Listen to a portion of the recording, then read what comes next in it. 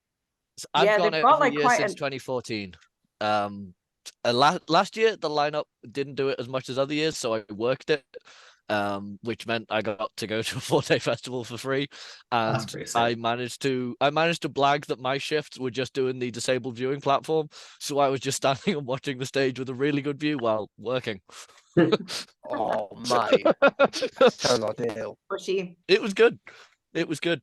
But yeah, no, I'm going this year because the nice thing about this year is that they have loads of bands that I like and haven't seen before, which is pretty rare because I spend most of my time going to gigs. But like, I've never seen Flogging Molly, I've never seen Igor, I've never seen Unleash the Archers. I really I've had the want chance to see Igor. Greenlung, but somehow just missed it. And yet they have a bunch of bands that I haven't had the chance to see before, so I'm looking forward to this one. Yeah, I'd go just to see Yeah, Igor. it does seem really promising with it. Yeah. And like, To be you know, fair, though, I've seen them on a Moth a bunch, but they're always fun live. Like yeah.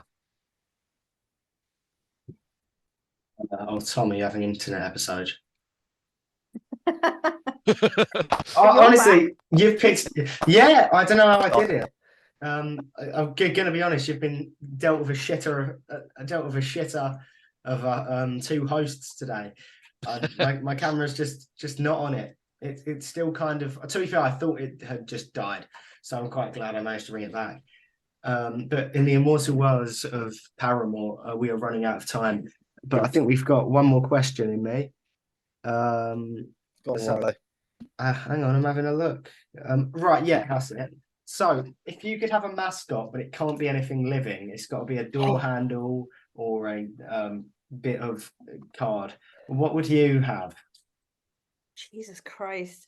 Sorry, You could have a I'm mascot. really excited. Riley brought that question back. I love that question. Yeah, this question hasn't been featured for a while, so. I So feel it can't be like anything maybe living.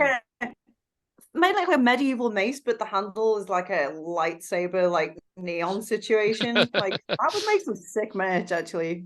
But yeah, Half a mace, half a light. Yeah.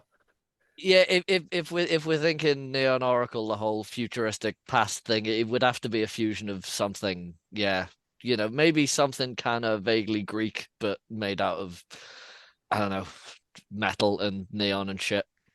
Yeah, A trident, lightsaber trident. yeah, a lightsaber trident. That's exactly what it would be. amazing. Done. Sorted. We'll get them in the post. That sounds fucking Yeah. sick.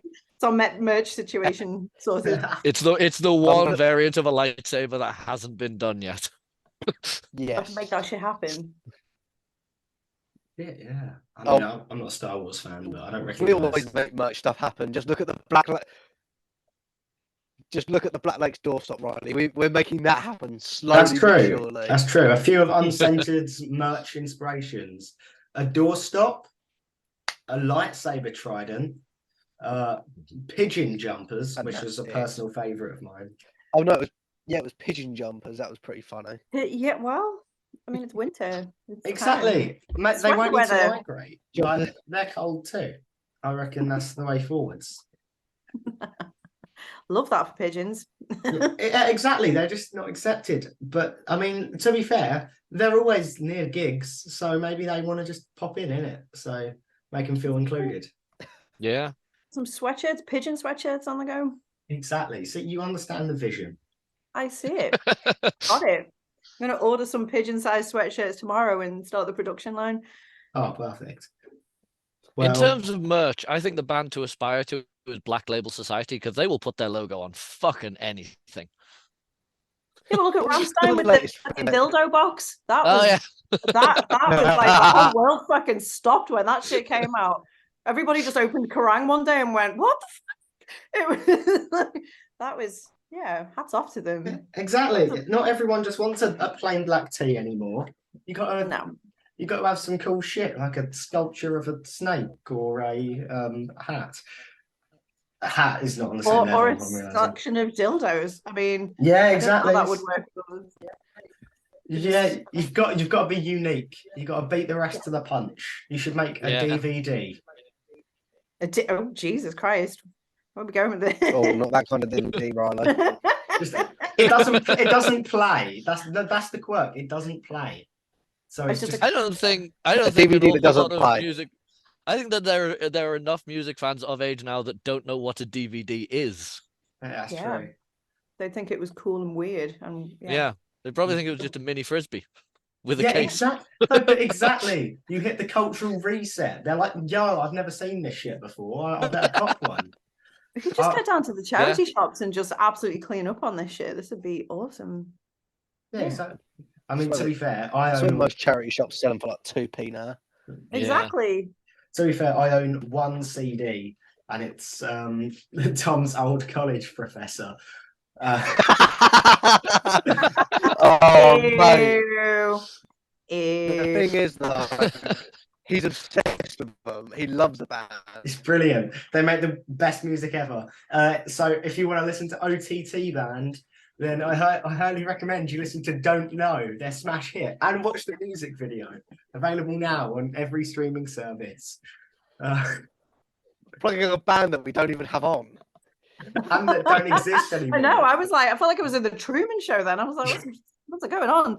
Like, what the fuck?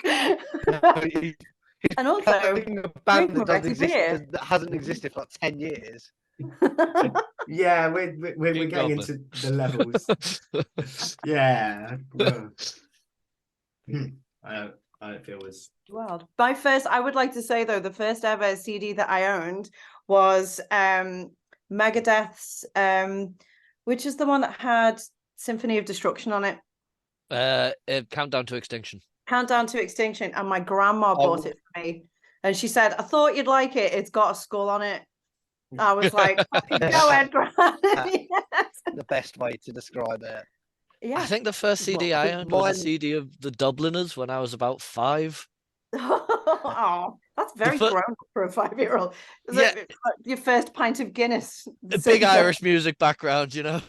But the first one I ever bought with my own money was Slipknot's All Hope Is Gone. Oh, good Good call. choice. Yeah. Yeah, excellent. I think the first like rock or metal CD that I ever had, I'm pretty sure it was Linkin Park. Nice. Hybrid Meteora. Theory. Oh, Meteora. Okay. No, Meteora. That's Yeah. my favourite album of that. Solid album. Big I'm gonna hit. show. Probably I'll one show of my age favourites. now, but like I ran out and bought Sepultura's Roots when it came out. I couldn't get to the fucking shop fast enough. That fucking album, Jesus! Everyone was in the crazy. I was absolutely wrecking the next. I hospitalized myself dancing to that album. Amazing. Are any of you going to the Cavaleras doing the first 2 Sepultura albums in Manchester? Nah. 10th of Ooh. November. I cannot wait. The Max and Igor have re-recorded Morbid Devastation, and they're doing it in full in Manchester, and I cannot wait. I'm going to see Skinned the night before that. The Skinned is on the 30th. This is on the 10th. Why am I so bad with dates? Jesus Christ! I don't know. She tried to book us for a gig on the night that we have both already said we're going to see Skinned. I'm not great with numbers. I don't know what to tell you. Just thank you to my personal secretary. I mean, to be fair, I think I'm more of my like underground like rock and metal bands. To be honest, like I like my up and coming ones. Like us. That's fair. Yeah. Like exactly. I think at the moment for me, South of Salem, if you've managed to hear them rocking about somewhere, they're definitely They are good. They are having good, it. to be fair. We'll go and check them out. Definitely. They're awesome. They are. I you have to say this because they're a good friend of the podcast. So Yeah. You all own so many Shout out. CDs. The only like disc relic that I can think of, I had a box set of Ben 10 Ultimate Alien, and I think that's about the oldest thing I own. Love Ronnie that. just sat there thinking, what discs do I have that are like CDs? Yeah, or I was trying to think of a DVDs? disc that I actually own. That's quality though, honestly. A few months ago, I just decided to rewatch every episode of Ben 10 ever. And I don't regret it, honestly. Peak show, they should bring it back. Unfortunately, it was a bit too niche. But it's sick. It's the most popular thing that I don't know where I'm going with this. We're about to run out of time, by I the don't way, know either. boys. Yeah, we are. Well, we'll see you in part 2 when my camera will probably work, hopefully. Hello and welcome to part 2 of the non-Oracle episode. My camera's died. It's just it's not Again. great. Yeah. For the third time. Yeah, it's a shock horror. But don't you fear, because we have plenty of great questions to go. For example, I'll ask one now. Are there any specific moments in a film that you could see yourself putting a song of your own? Ooh. Have you seen oh shit, my fucking brain. Okay, so Three Teeth did some soundtrack work for Guns Akimbo. There you go. Have you seen that film? Yes, fucking yeah, Guns Akimbo. Watch it. It's got Daniel Radcliffe. Fucking. Oh yeah. I know the film Guns Akimbo. I didn't realize it was Three Teeth. Yeah, Three Teeth do loads of the soundtrack on it, and it's sick. And I was like, oh, I could absolutely see us doing some unhinged action movie with like Jason Statham in a thong, like absolutely on brand for us.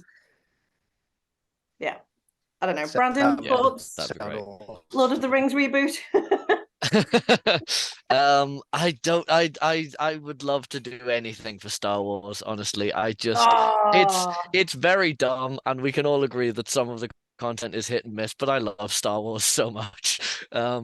So yeah, and yeah, you know, because they always go very orchestral and symphonic. Yes. That's what I want to do. Drop anything else. That is my new life goal: is to become the next Star Wars Cantina band. the heavy metal Cantina band. Yeah, listen, they've done 2 different types of jazz, which, for the record, in canon in Star Wars is called jizz, but we don't need to get into that.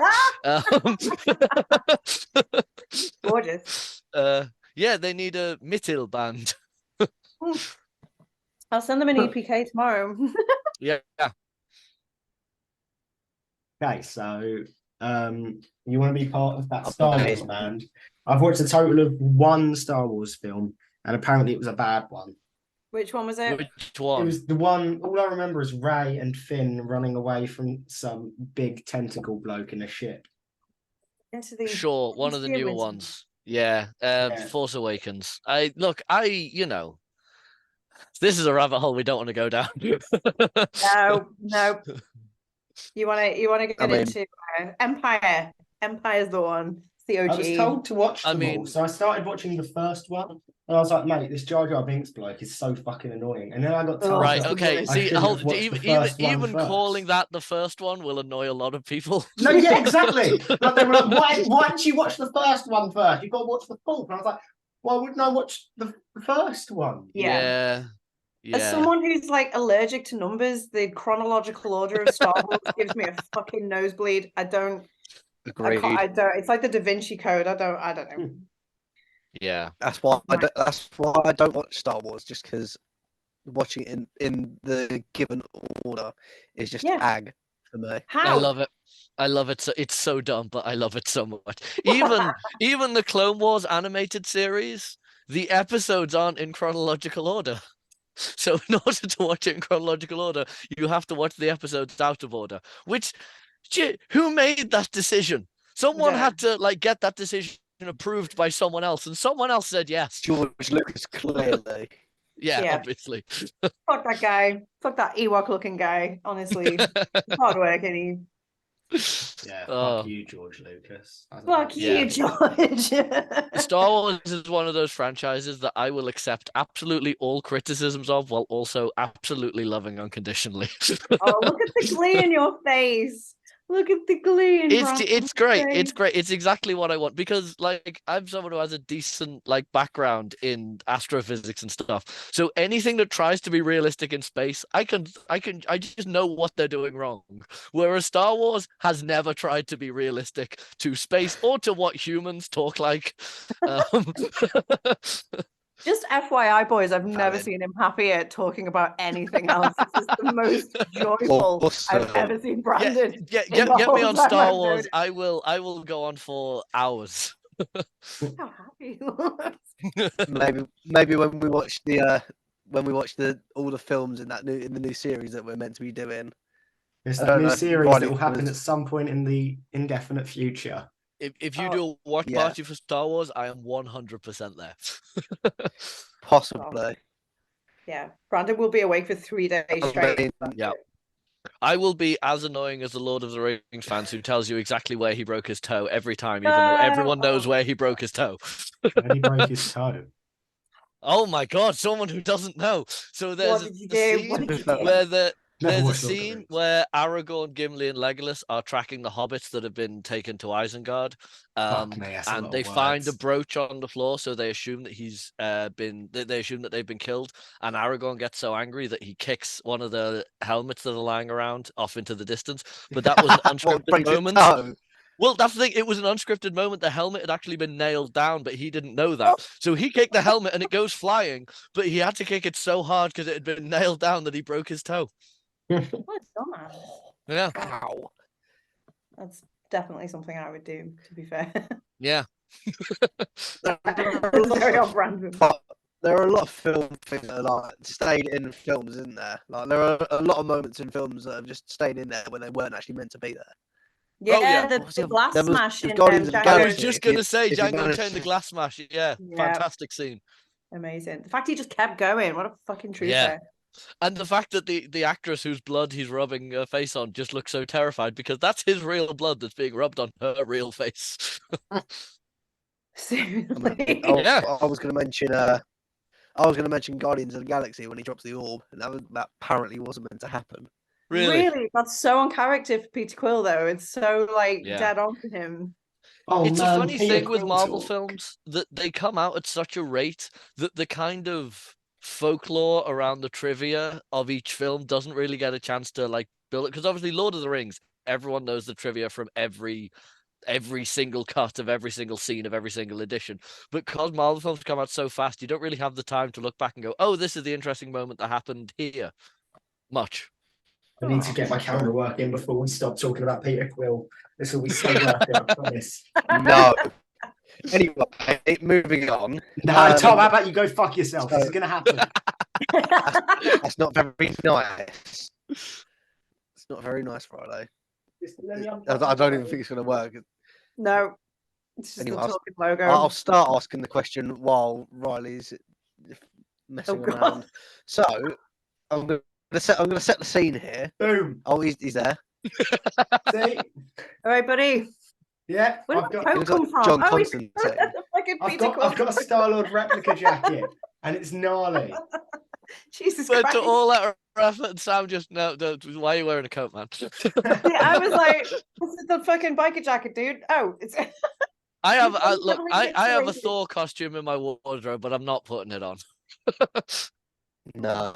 Oh, I've moved them. I can't show those. I had some other cool shit, but we'll leave it be because Tom yells at me. Yeah.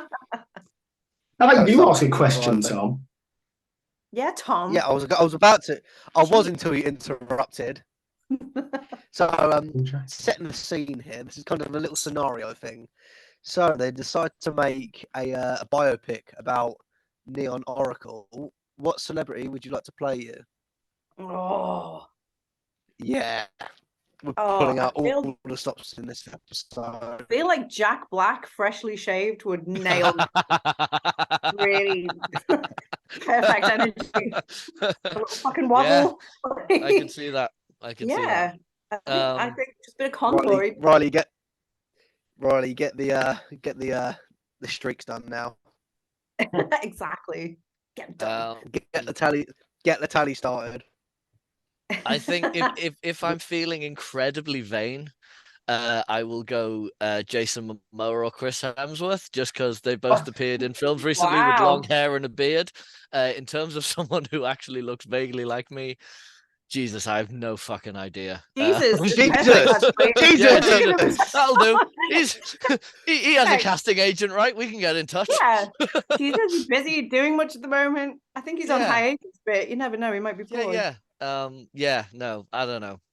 Yeah, I mean, if they're Hollywoodifying us to the point that we look like presentable human beings, yeah, either Jason Momoa or Chris Hemsworth. Fuck it, why not? I know. I have such a weird Mrs. Potato Head face that I don't know who the fuck that I think Hollywood would go, I'm out. I don't know what to do. Jack Black. Keep going back to Jack Black with some fake eyelashes and a fucking cool wig off Wish. Like, he'd be fine. Imagine. Yeah. Imagine that. Case closed. Awesome. I don't know what's going on with Riley. I think he's stalling for time. I never stall. I like to keep things concise and going. It's the thumbs up for me. It's just like, I'm cool. Everything's fine. Yeah, everything is working as intended. Right. While his whole room's just deciding to set on fire. I just feel like the next time his camera comes on, he's going to be in a bikini with some Twilight like head legs. Just something weird's going to happen. I'm scared. This is a jump scare. So I think for the next episode, I think he should just have a PowerPoint. Tom, that's a brilliant idea. I might have to do that. Yeah. I'll even take stock photos.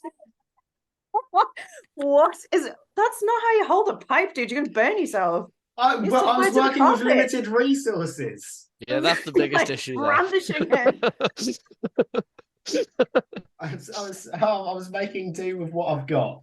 And the fact that you did that so fast is fucking amazing. The hat's perfect. He's rapid. Yeah, you know what? He's rapid, mate.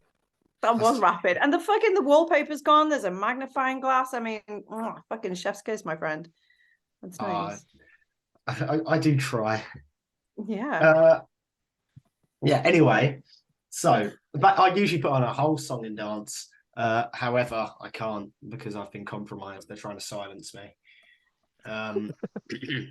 But the general gist, right, is we need to get down to the serious questions sooner or later, because as good as it is to have a nice banterous chin wag, it comes to a point where you've got to get your hands dirty. All right. So I kind of come along every now and then just to answer the questions everyone else is way too scared to ask. And so I can delay and delay, but really it will only delay the inevitable. So I've got one question and one question only, if you believe you are ready, while I stall because I've forgotten something. This is masterful stalling, by the way. This is fucking amazing. Oh, mate, I'm an expert waffler.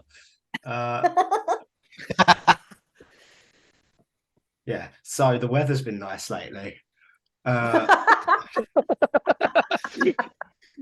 That's the real question. How's the weather doing?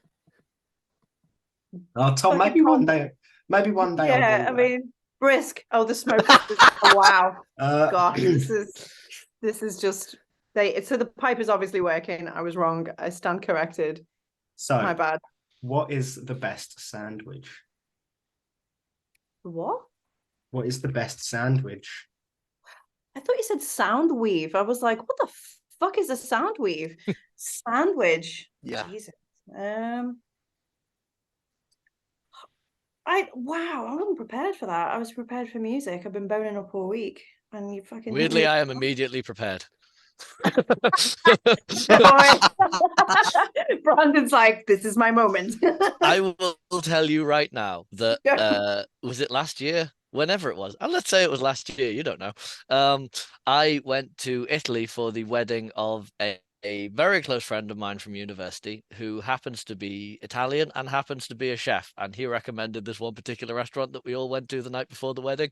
And if an Italian chef recommends a restaurant in Italy, you go to that restaurant. And I got a burger, and I can't remember what I didn't know what half of the ingredients on the burger were, but everything I asked him about, he was like, "Oh, that's like the top tier thing of that version." Like it was some kind of fancy cheese that I'd never heard. And it was like, "No, that's the best company in Italy that makes this." And it was some kind of fancy ham, and he was like, "No, that's the best company that makes that in Italy." And I was like, "Yeah, that one." And it was the best sandwich. I can't remember the name of the restaurant. It was in a town called Muggia, which is near the city of Trieste.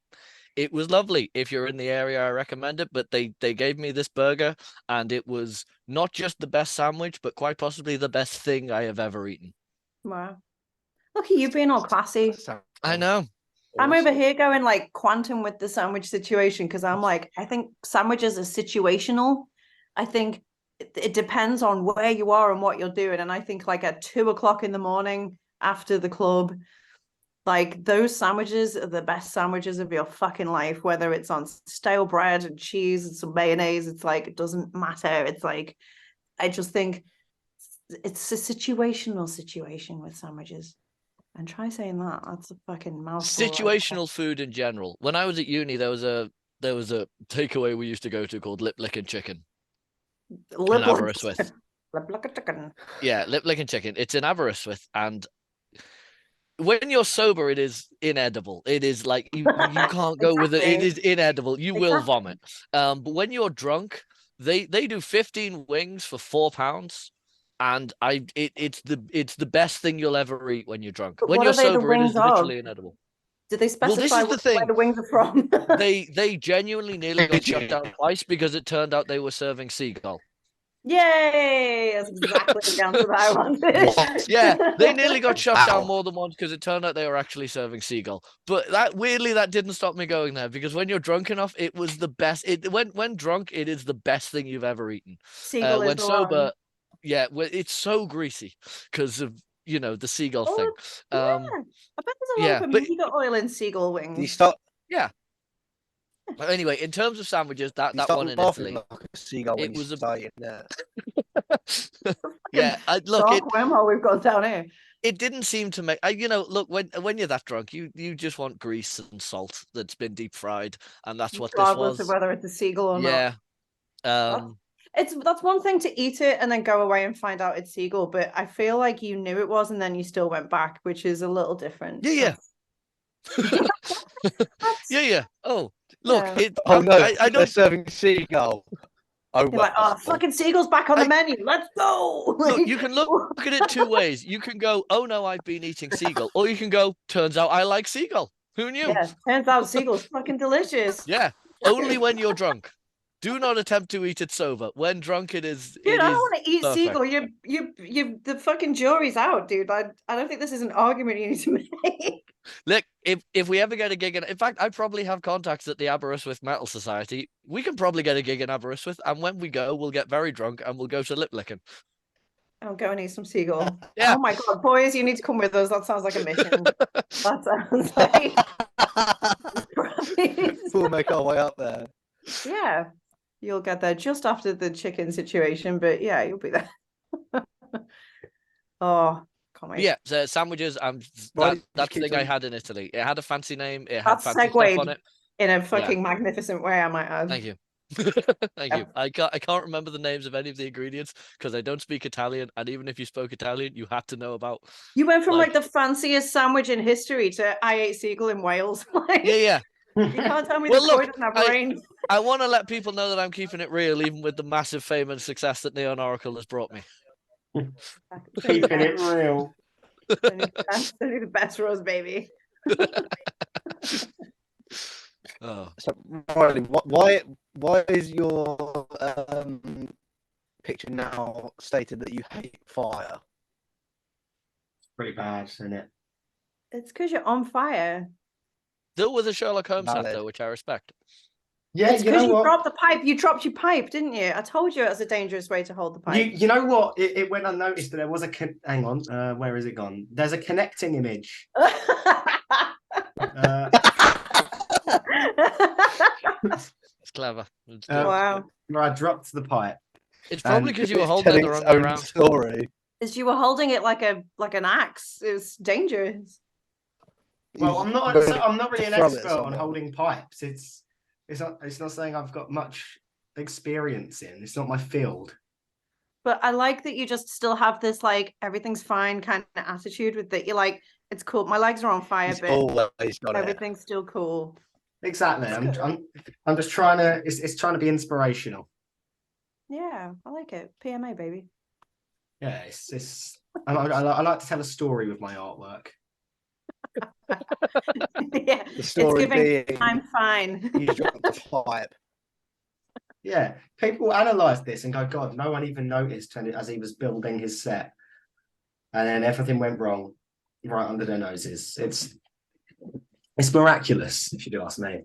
I've never seen anybody style out a faulty camera like this. It's fucking flawless, to be honest. Look, Bear Grylls or Right, some it's shit. just Adapt, a- improvise, overcome. Yeah, you're like a technical Bear Grylls. Amazing.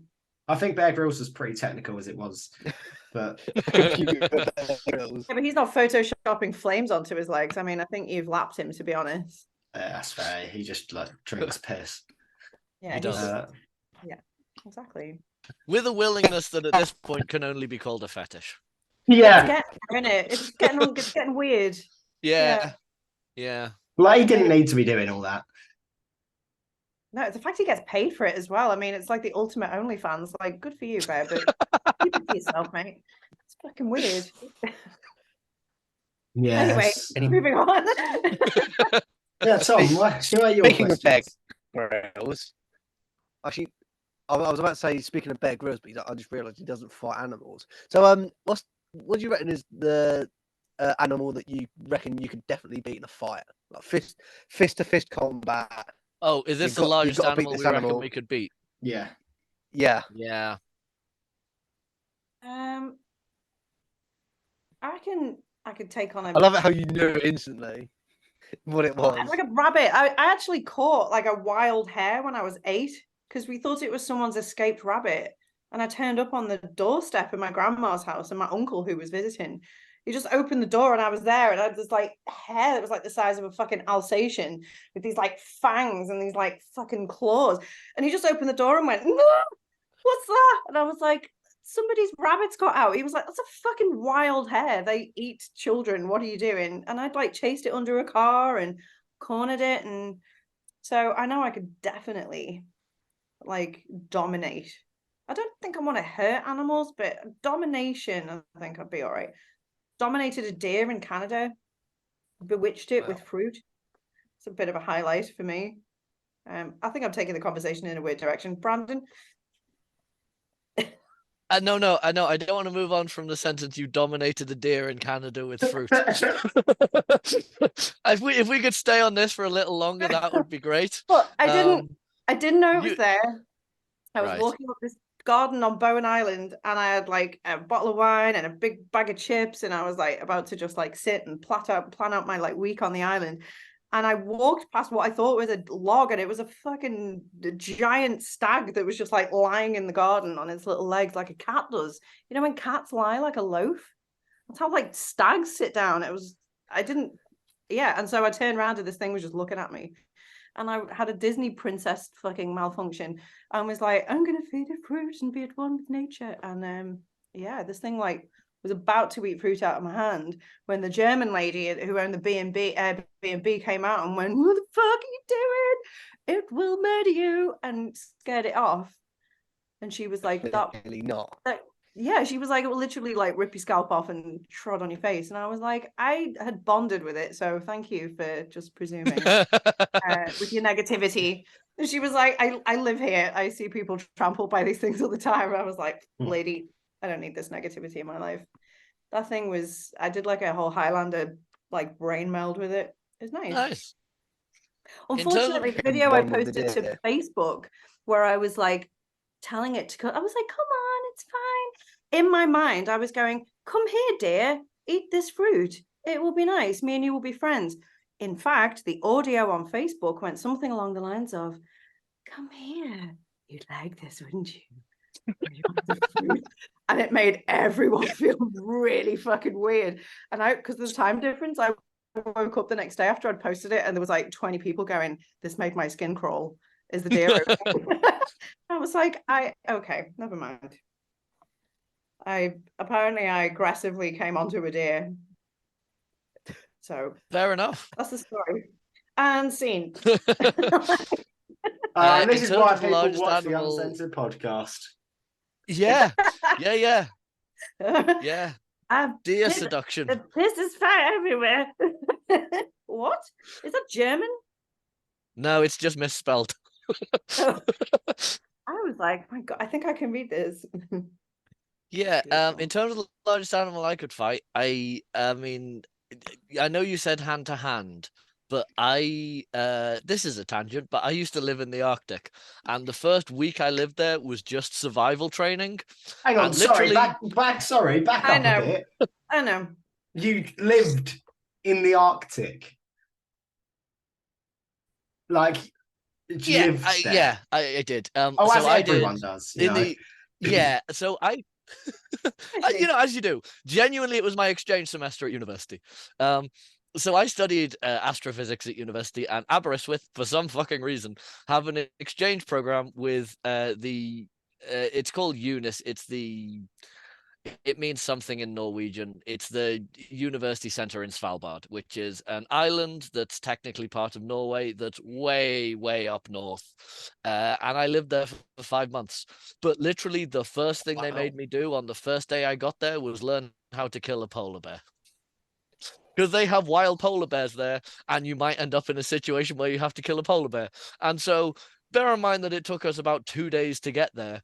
Literally, it was like, okay, here's where you're living, go to sleep, wake up the next morning. First thing you're doing, here's a rifle, here's a detailed guide on how to kill a polar bear, and some training that will determine whether or not you're allowed to carry the rifle. So, in terms of the largest animal I could fight, I have training in specifically that one, provided you give me the rifle. I think on RCB the band, you've got like the deer, the one who's like fucking seducing deers, and then the one who can like take on a polar bear. I think we're going to be a tough band to beat, to be honest. I think. And then you have Ben, who's scaring badgers off his allotment. Oh my God! And talking to foxes. He's Yeah. Ben is Our giving bassist like Ben has an woodland. allotment, and he was like, "I'm going to be late to practice today, guys, because I need to scare this badger off my allotment." Yeah. It was just like, "Yeah, man, you take your time." He's like, I'd have been there sooner, but there was foxes, and we were like, "What are you doing with the foxes? Like, what are you? What's happening?" The Ben's like a woodland fairy, isn't he? Yeah, he's definitely one of the Fae. We've got to find out what the fuck is going on with Alex, because he's bound to be weird. Nobody comes to this project without being profoundly fucking strange. It would appear to be that. Can't wait. Yeah. Right, so I believe we've got 10 minutes left and we need to get this final bit finished. Yeah, this might break into a part 3 at this rate. Sorry, guys. No, it's all right. It's prime waffling. It needs to carry us for another week because I'm going on holiday. But Tom, I'll let you hit your big, nice question. Lovely. Where are you going? Where am I? Right. I've already hit my question. We're on the last question. Oh shit, are we? Yes. Oh God, yeah. You're just talking about scrapping a bear, innit? Yeah. Okay, so I'm gonna Shows how much Riley's paying attention. I've been really focused. Anyway, I'm going to ask you to make a band. Now, here are the rules, right? You can be in the band, but you don't have to be. You can have as many or as few people as you'd like, as long as you've got the core fundamentals, singer, drummer, bassist, guitarist. You can have anyone play any instrument, but they will not learn to play that instrument. You can be in a band, but you don't have to be. And they can be dead or alive. They will be alive when they perform unless you specifically request them not to be. Go on. Go nuts. Ooh. This is difficult. Okay. Jesus Christ. That's interesting. All right, give me the original drummer from the Jimi Hendrix band. I can't remember his name. It's a 16-year-old kid with the fro. Give me Geezer Butler on the bass. Ooh, give me Dave Navarro on guitar.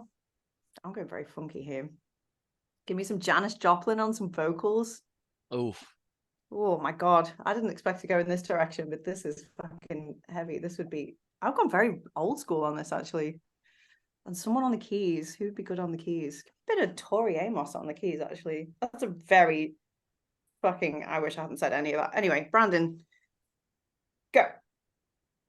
Most of my favorite musicians are people who kind of are the mastermind behind the whole band. So I feel like putting them together, they just argue the whole time. So I'm just going to touch none of them. I'm just going to touch none of them because they're doing their own thing. And I'm also going to go old school. And I'm going to say that if Jimi Hendrix had survived, because like towards the end, he was going towards the direction of kind of blues and jazz with some of his riffs. I think he'd have kept going in that direction and would have ended up as a jazz guitarist, because at a certain point of playing complicated stuff, you just accidentally end up at jazz, whether you plan to or not. So definitely him on guitar. If you want keys, you got to go Lyle Mays, because this is a jazz band now. There's a We're so uncool. Seriously.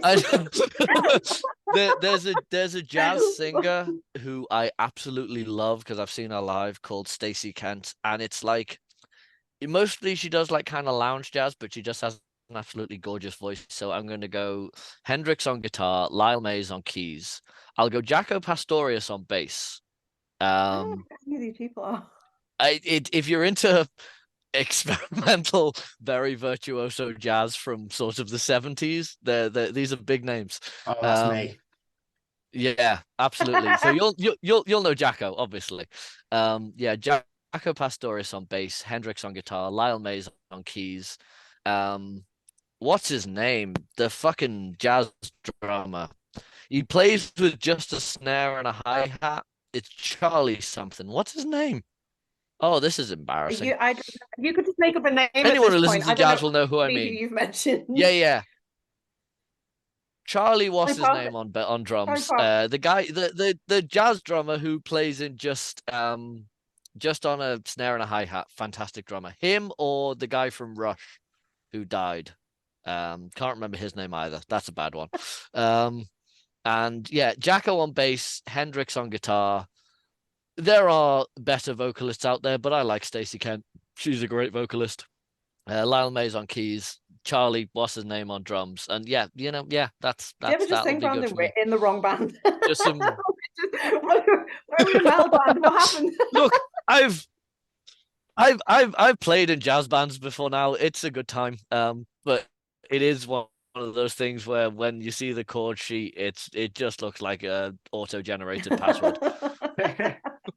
You love that. Yeah. Well, I mean, at the end of the day, they're like two very, very good put together bands.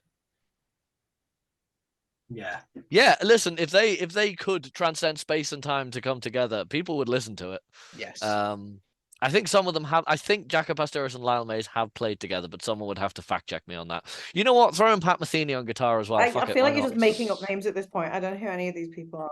I'm such an uncultured swine. It's nice to show that I don't just know metal bands. I am aware of other music. Brandon, you know everything. You're the biggest smart ass I've ever met in my whole life. You probably know anybody who's ever made fucking bread. It's a sandwich. Yeah, look, it's fine. Speaking of making bread, next time Beth makes focaccia, I will give you some because it's something else. It's so good. That's I mean, as tangents go, this is a tangent on a tangent on a tangent. But honestly, yeah. Is Rory still here? I'm here. Yeah, I was just listening. Tom. What's going on now? I was paying attention to our guests. Yeah, I can tell you've been very focused. Is that one of the forms from Ben 10 by any chance? That is water hazard. Yeah, I thought it might be. Let me hear. Yeah, I've been paying attention. I don't know what's happening with any of this. I'm wildly confused. Neither. Having a great time. I'm not paying attention, but we've had a good episode. It's great. It's been surreal. Yeah. Well, definitely. We like to make sure you wouldn't get the same podcast experience anywhere else. I think that's probably that sounds about right. Yeah.